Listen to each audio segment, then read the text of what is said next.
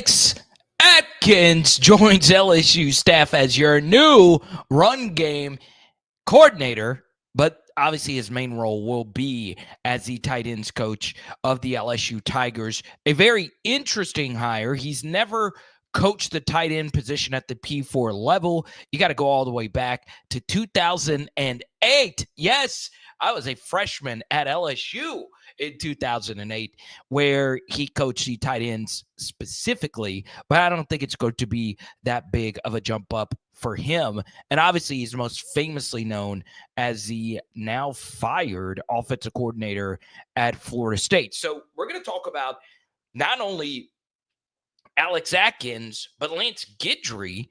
These are two coaches that are coming over that had disastrous seasons the year after they had their career best years, where Lance Guidry, of course, was a really good defense coordinator for Miami in his first year, and Alex Atkins was a really good offensive coordinator for Florida State during the Jordan Travis era. Now, there's a few things that needs to be cleared up about Alex Atkins, and I'm very fortunate because we played Florida State, obviously not this year, but the 2 years prior. I was able to develop a good network of FSU sources. Two things are true about his Florida State setup, okay? And I do think this is very important. He didn't ever really call the plays. Obviously, it was still Norvell, who is a play-calling head coach, but while he didn't call plays per se, he was a guy that was involved at times calling the shots, right? Obviously, they gave him a few opportunities to call plays. The second thing that is true is that Florida State had about as disastrous of a season you will ever see an all-time great program have.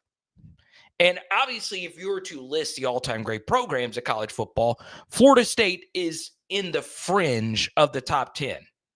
But rarely do you see an Alabama, a Georgia, a Notre Dame, an Ohio State bottom out like Florida State did last year, to where Mike Norvell had to take a $4 million pay cut.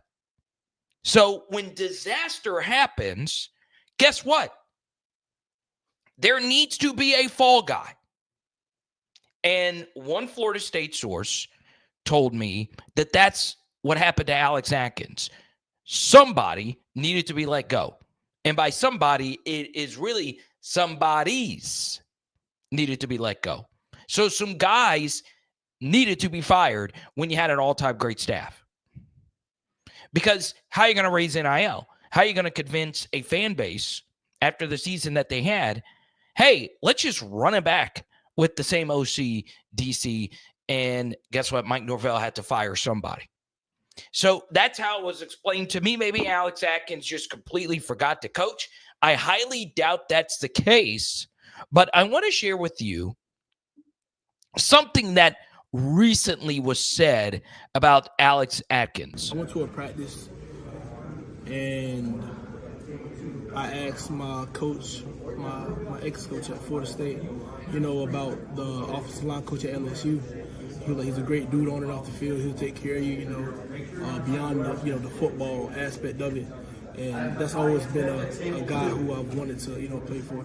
So Alex Atkins had a hand in you ending up at LSU even after he had you committed at FSU. Mm-hmm. What did that mean to you to get that advice from a guy who, obviously lost his job and thought he was going to coach? Atkins became almost like a father figure to me. A father figure, a friend, somebody I can talk the Bible about. And it was nobody really like to replace him, really, or somebody I can just see replacing him at Florida State because I was there for him. In any interview I've ever done, I've always talked about how Atkins was the reason why I wanted to be at Florida State. And he was the reason why I started to like Florida State in the first place. That is recent top 50 signee Solomon Thomas of LSU, who said, hey, I was going to Florida State to go play for Alex Atkins. He disappeared, and Alex Atkins then recommended Bo Davis. Now, what needs to be investigated is, did Alex Atkins do this to potentially help his chances of getting a job at LSU? I don't know, but I honestly don't think that is something that happened. It very well could have. It's plausible. But I also just think he was just doing Brad Davis a solid. I think he also was just telling the truth about Brad Davis. Quite a few of his players feel that way about Brad Davis. Speaking of which, Brad Davis's former offensive lineman, Miles Frazier, had a good day at the Senior Bowl today. So you can check that out. I posted all his clips at Power Hour LSU on Twitter. So for me, Alex Atkins to LSU, good day. I like the hire. Run game coordinator. Can he come in and get the run game going? Now, this is where it's going to get very filmy. And I mean very, very filmy. And we'll dive deeper into this as the season, this offseason, moves on. LSU does not have a run game identity. Last year, it felt like they were going to be an inside zone team. And the reason is because, well, Jaden Daniels ran a lot of inside zone and zone read principles, and we were used to running inside zone. We couldn't run inside zone. So what about outside zone? I felt like we were too predictable with our outside zone. We'd always get in pistol to run outside zone. I wish we would have done more duo concepts. I've mentioned that quite a few times. But the truth is, one concept that we struggled with and have struggled with is counter. All right.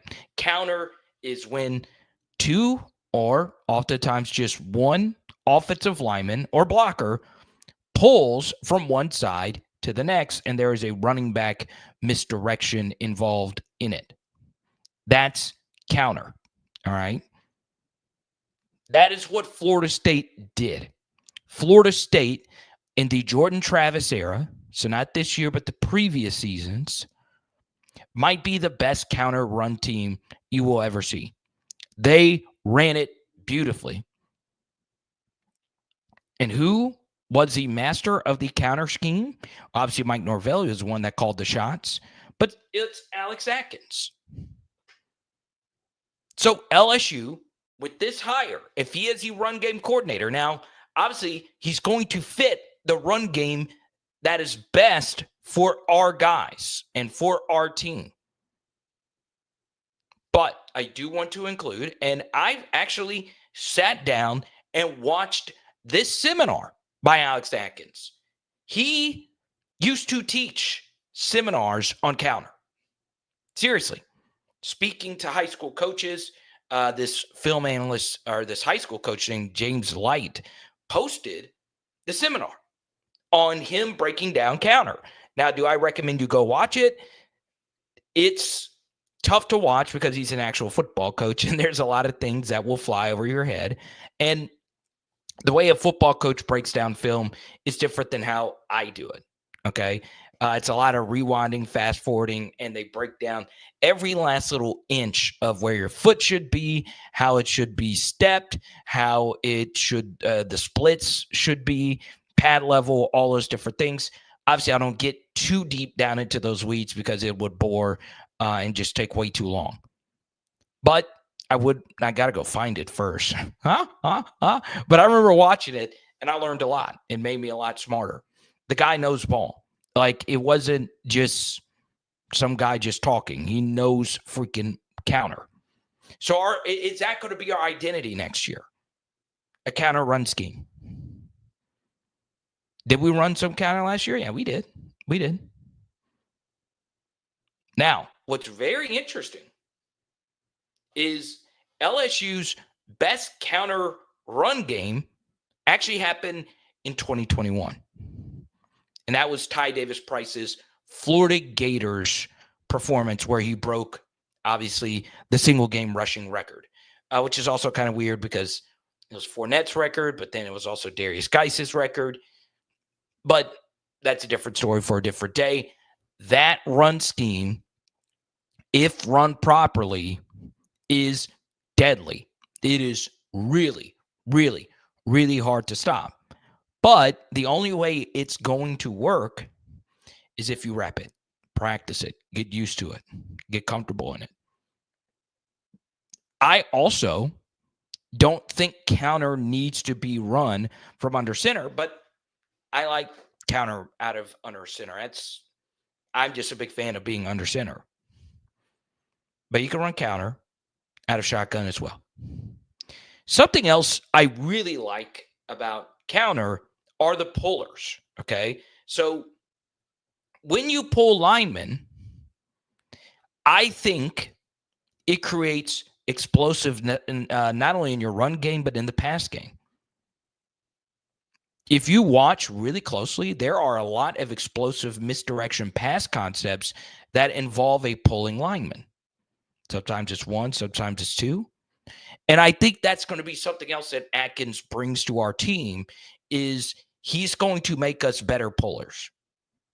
So it's not just counter runs, it's how we actually play action and all those different things.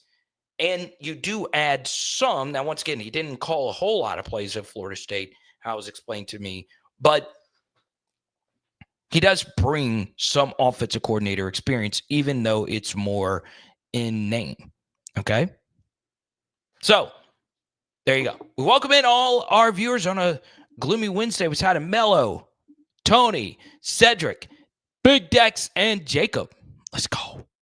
Now, this is where it gets really sexy. Ooh. One thing that is going to be very interesting about this LSU staff is that it will be a lot, and I mean a lot, younger. Okay? We will have a lot of youth on our coaching staff. Cortez Hankton on the younger side. Brad Davis on the younger side. Alex Atkins on the younger side.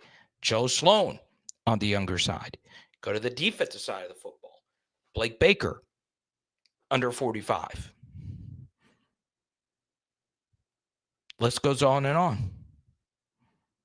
LSU will be younger in the coaching staff. Is that okay? Sure. Because you do have some experience, Bo Davis, Kevin Peoples, and so on. And sometimes youth is a little overvalued. Because a lot of the coaches on LSU staff didn't have professional careers, like Alex Atkins. He got right into coaching in 2007. Now, it wasn't a lot of Power 4 experience, which is a little concerning, right? The only P4 experience he has is at Florida State. But it is something, all right? It is something. Now, really pumped up about Atkins and also really pumped up about all the offseason content we're going to be doing. So comment below, what would you like to see during the offseason? What are some breakdowns you want me to do? And our staff here at PHL, and by our staff, I mean me. I do want to point out a few things from the Senior Bowl today. I did a deep dive on Jack Besh on Power Hour NFL. In the minds of many, he's had the best Senior Bowl out of anybody at the entire ordeal. But I want to talk about Miles Frazier, who had a big day, Mason Taylor. Emory Jones has had some rough reps mixed in there, and Garrett Dellinger's had some up and down experience, as had Savion Jones. So it is interesting.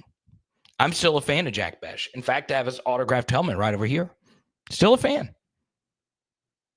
Now, the next thing, I do feel this is important. What's next for TREY'DEZ GREEN? Obviously, he is the tight end that we're all circling as a big breakout candidate next year. Ended the season with an absolute bang versus Baylor in the bowl game. There's some alliteration for you. He has this breakaway dunk versus Alabama. 5-star recruit. What do we make out of TREY'DEZ GREEN going into next season? Well, the first thing is he even a tight end? Or is he just a big body receiver? Obviously, he could play both. But I think Alex Atkins, as an offensive line coach, will help our receiving tight ends become better blockers. Because one thing that's interesting about Atkins is the tight end position, where LSU is really strong, is the receiving aspect of it. Barra Sharp was a very inconsistent blocker at Oklahoma. Donovan Green, obviously hurt. And then obviously J.D. LaFleur, probably the most traditional tight end in that room. He's only going to be a true freshman. And then, of course, TREY'DEZ GREEN, who's mostly a wide receiver, had a few blocking reps in Baylor that were inspiring. But look, I think Alex Atkins will help out LSU in that aspect, because those tight ends need some help blocking. All right. And, you know, I tend to factor in pro success. How good you are as a pro tells us how good you were in college. How were you really a missed asset? And obviously, Mason Taylor moving up draft boards in Mobile shows you how good he was. We have a huge hole to fill. And the funny thing about it is I feel it's holes with an S. We've got to get better at using tight ends. We just do. That's just how I feel. Got to get used to using multiple tight ends.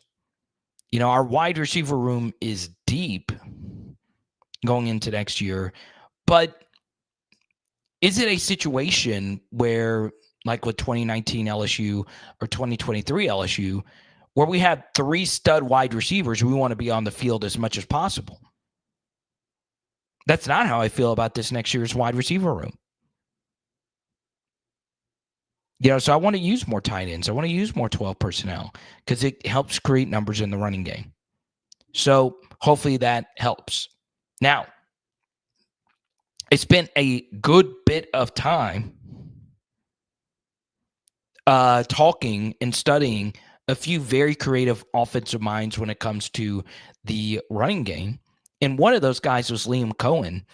And it's amazing how many OCs are out there that create rushing yards on plays where their offensive line doesn't need to complete a single block.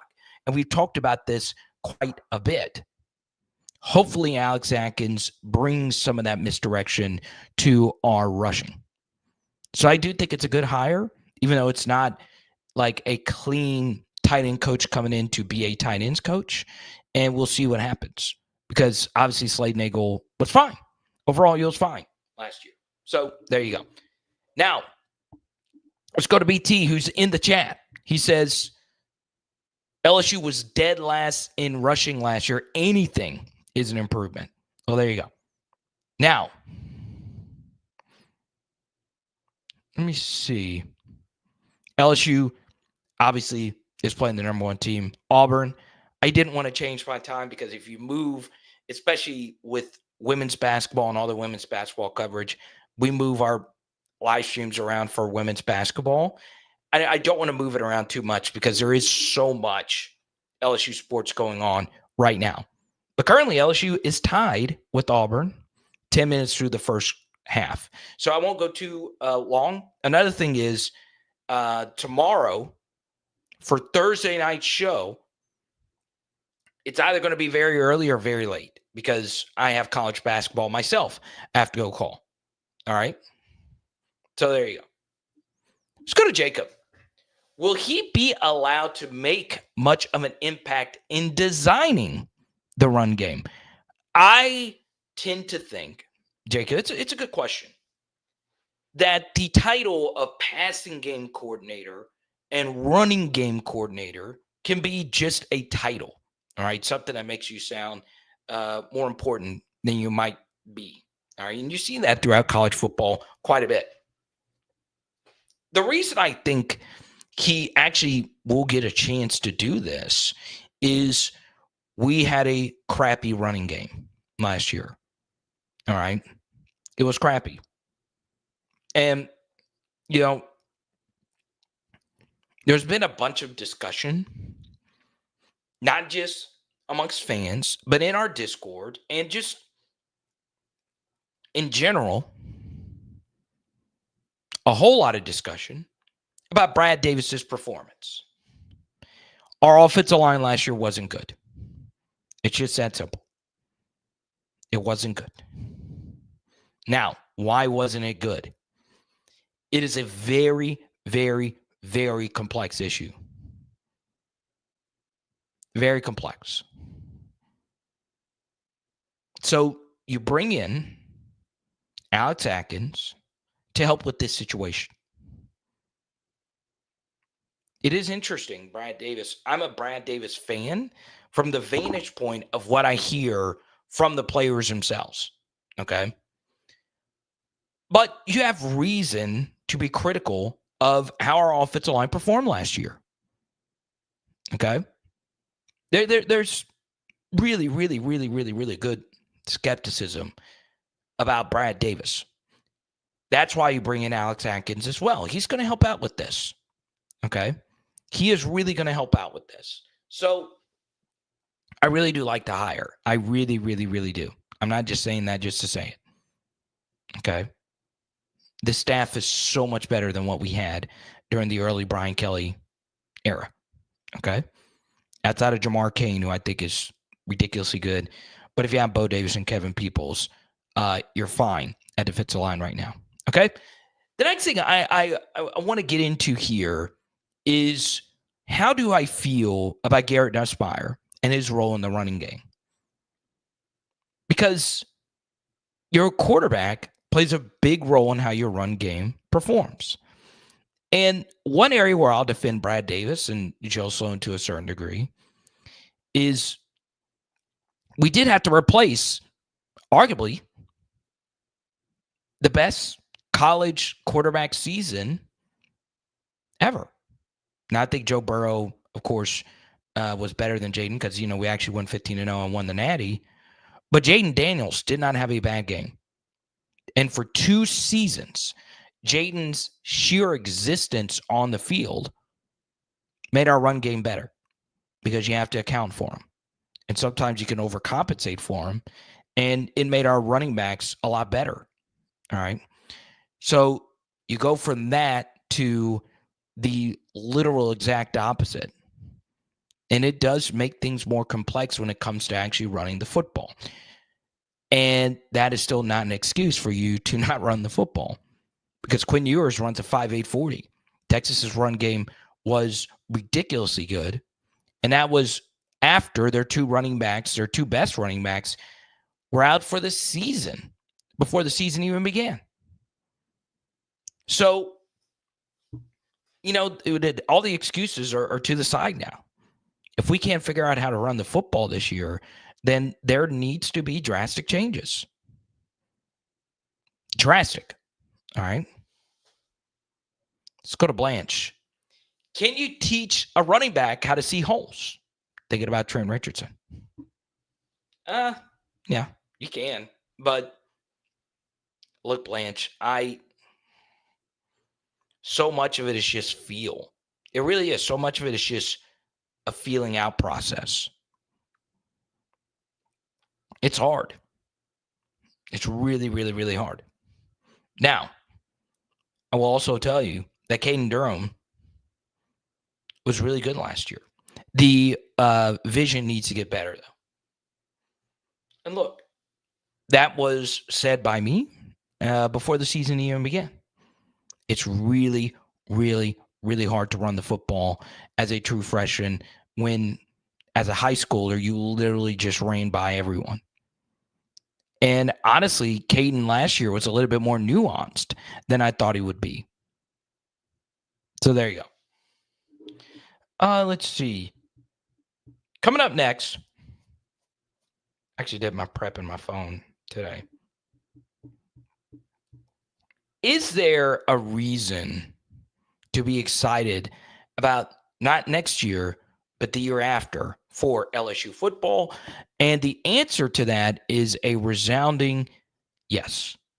And I'll tell you why after this. Let's go! go on a journey together with Zion Imaging. I want you to see this experience up close. And me as a wedding and event DJ, I watched how everybody had so much fun with Zion Imaging. And a big reason for their success is the team. Yes, Jaron Thomas and his family started this off as a passion project, and they have one simple goal in mind: taking your event to the next level.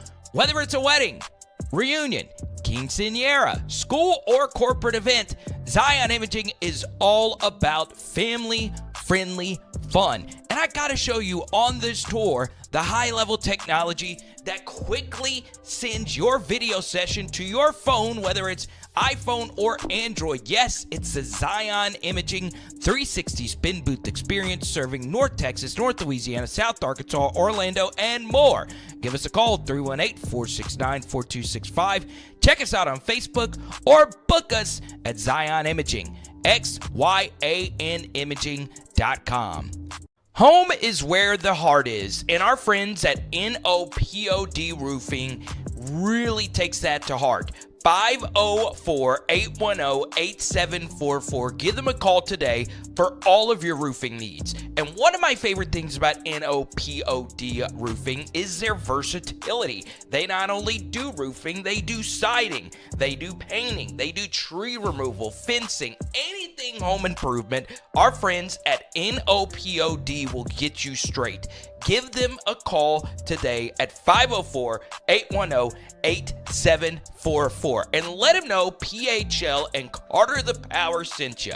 We never overpromise and always over-deliver with NOPOD, baby. Let's go. Alrighty. LSU top 5 class for the class of 2026 already. They got a strong prediction for the class of 2027. Ahmad Hudson, a tight end. You should be excited about the future of LSU football under Brian Kelly. Now, I understand results will be the results this year. And I still go back to this idea that we always got to look back at 2023 should have been the season when we had Jaden Daniels, Malik Neighbors, and Brian Thomas Jr., and Mason Smith and Makai Wingo on defense, and we just couldn't deliver. But I do think we'll look back at 2024 as well, where there were a few missed opportunities, but I do think the schedule set up really nicely for us for 2024. USC and UCLA turned out to not really be all that good. South Carolina ended up being very good, but, we beat them, beat a good Ole Miss team. And Alabama was down. This was the weakest Alabama team in eons. For forever. Didn't have to play Georgia, Texas, or Tennessee. And 2024's schedule set up pretty nicely. Now, you get to 2025 schedule, it's more complex. It's a little bit more a true road game versus Clemson. Florida's quarterback going into year 2, DJ Lagway. Lenore Sellers going into year 2. Lots of quarterback continuity on the schedule in 2025. But the good thing, no back-to-back true road games, no back-to-back games versus top 15 recruiters. It should set up nicely, but it is important to also maintain the big picture where the 2026s and the 2027s are setting up pretty nicely. And, I still stand by LSU should be able to make a 12-team playoff once out of every 2 seasons. Should. All right. So it is what it is as far as what has happened in the past couple of seasons where there were opportunities for us to go the distance and, we squandered them. But last year's team, from a roster standpoint, you can go listen to our streams leading up into the season. And it did result into some angry parents, and that's fine. Sometimes you just got to tell the truth. Our roster just wasn't what it needed to be going into the season. Okay. BT says if the run game is better, Clemson feels winnable. So there you go. Now, here's what we're going to do. I didn't plan on going that long because I want to allow you guys to watch the second half in peace. I also want to watch the second half versus Auburn. But here's what we're going to do. Next 10 to 15 minutes, we'll answer as many questions as we possibly can. If you super chat, we'll keep the party going. We can do a watch party. Auburn's starting to pull away from LSU 30-20 now. No real surprise there. Okay.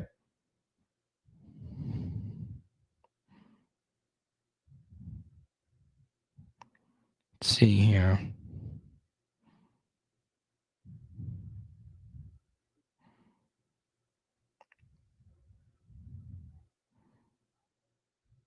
Here's one thing I wanted to share. And I saw this during the commercial break.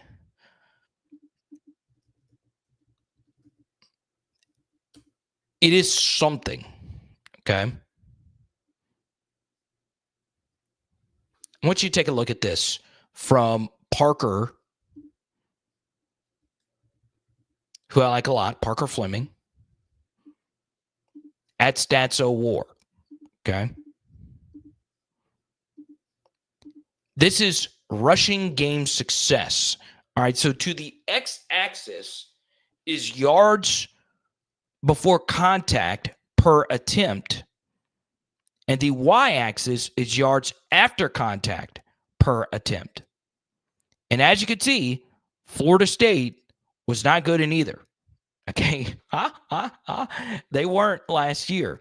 Now, if I do remember correctly, this was a piece of strength for Florida State the year before. And that makes sense, right? They had Trey Benson and a loaded offense. But as you can see, LSU, we were also bottom 10 in all of college football in yards before contact per attempt and yards after contact per attempt. We weren't bottom 10 in yards after contact.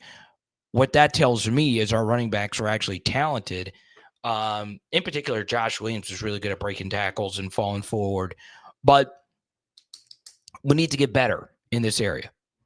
So hopefully Atkins is better than this. This is not a good sign. It is something, though. All right. I saw this during the commercial break. Okay.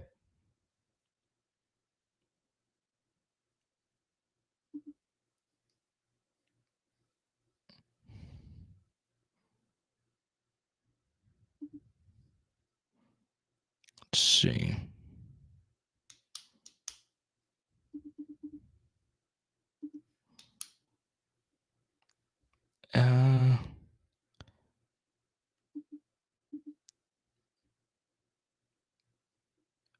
Next, I'm out.